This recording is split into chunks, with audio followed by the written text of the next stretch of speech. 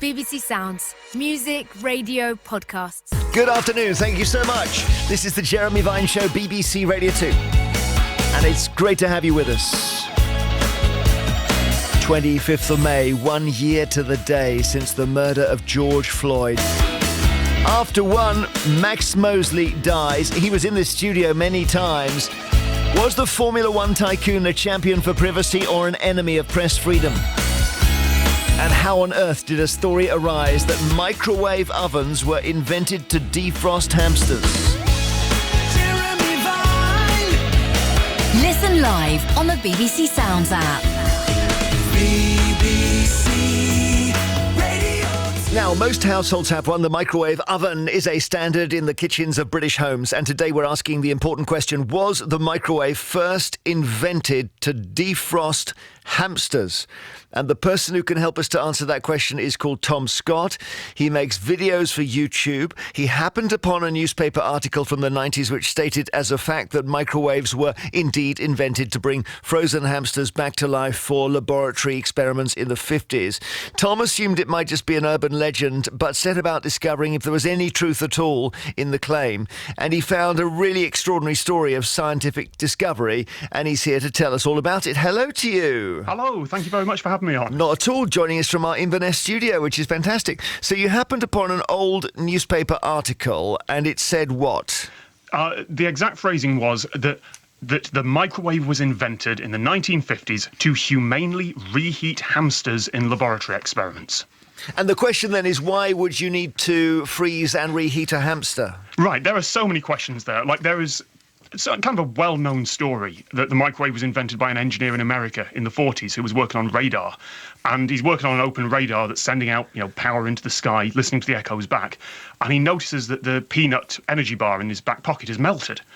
And obviously that means it's really dangerous. It could have cooked him as well. But he's like, all right, hold on. We can cook food with this. We can commercialise it. And, from there, American big corporations bought out, commercial microwaves that were massive. And the idea that there was another invention of it in Britain in the 50s was something I just I have to track this down. I have to look through journals and try and find out the story. OK, so I see. So it's possible that it was invented simultaneously in different places, but we had the most interesting reason for inventing it. So we definitely did. Take us back to the hamsters then. So this is the National Institute for Medical Research in Mill Hill in London in the 50s. And it's a government laboratory investigating cryonics. So cryotherapy. This is, can you freeze blood for donations? Can you freeze tissues? If and when we get around to doing big organ transplants, will you be able to take a heart from someone, freeze it, and then use it when there's a donor match years later on? Eventually, could you freeze humans? Could you send astronauts to space that way? They were sort of taking the very first steps into this. And one of the ways they're doing this is they are testing on hamsters. Hamsters have a hibernation instinct. It turns out you can... And by the way, don't try this at home. I feel like I need to state, don't try this at home. It turns out that a hamster can go down to a core temperature just below freezing. And if you apply heat in the right way, it can be... the word they used was reanimated, but they were using sort of hot metal spoons on the chest or beams of high-intensity infrared light, and it was leaving them with burns. And then there are just these wonderful articles that come in a couple of years later, which are reanimation of frozen rodents using microwave diathermy. And diathermy is the term for chucking a load of microwave energy at a thing and heating it up. So who was involved in doing that? The lead biologist was called Audrey Smith. She'd been doing that for a while. And then the person who joins the story is quite a famous scientist these days called James Lovelock, now Dr. James Lovelock, who has just a long history of scientific discoveries. He was sort of one of the last general scientists. Nowadays, you have to be a biologist or a physicist or a computational linguist or something like that. He was a scientist and one of the last people who could sort of claim that job title. And he was at the lab, and... Well, I was lucky enough to track down those papers, and his history includes all sorts of things. He invented Gaia theory, which is Earth as a self-regulating organism. He helped discover the ozone hole. He's got hardware sitting on Mars because he designed stuff for NASA. He has just this long history, and it turns out that one of the things he started out on in the 1950s was reanimating hamsters with diathermy. So here is a clip of James Lovelock from your video. One biologist, Audrey Smith, was able to revive a hamster that had been frozen. When they woke up, they got a gigantic burn all across their chest, and that must have been pretty painful. And it was messy. I thought, this is a lousy way to do it. So I said, why didn't you use diathermy? So there we are. As Tom said, he suggested using microwave technology, diathermy. He managed to get hold of a magnetron, which generates microwaves, and this is what he did with it. I've joined this up into a metal box.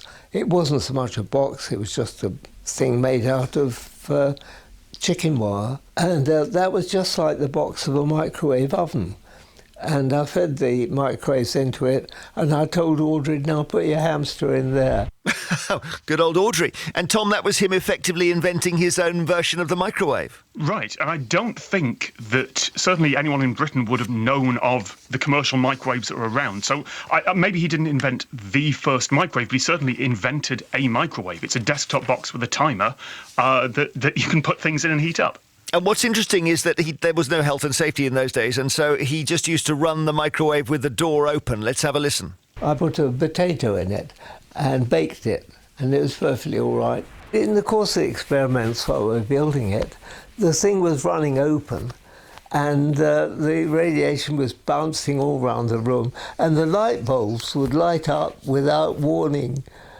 The filament just had the same wavelength as the radiation, and it would absorb it and light up. Pound notes were the funniest one. They'd catch fire because the metal strip inside was just about the wavelength of the magnetron. And now back to the crucial bit, the experiment itself. We put the hamster in there, frozen solid, and I mean frozen solid. It was like a bit of wood when you dropped it on the bench. Turned the thing up to full power on the microwave, which was about a kilowatt coming out of it, and there was a timer. And after so many seconds, the hamster woke up and started wandering around. Oh, amazing, Tom. It's wonderful. I mean, Dr. Lovelock is 101 years old, and he is bright and coherent, and I hope I have half of his energy and enthusiasm when I'm that age.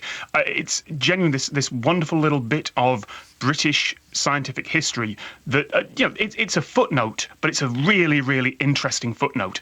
Sadly, we didn't find a way to, send astronauts in, cryosleep to distant planets, but we found something interesting. We advanced the course of science and, casually invented the microwave on the way.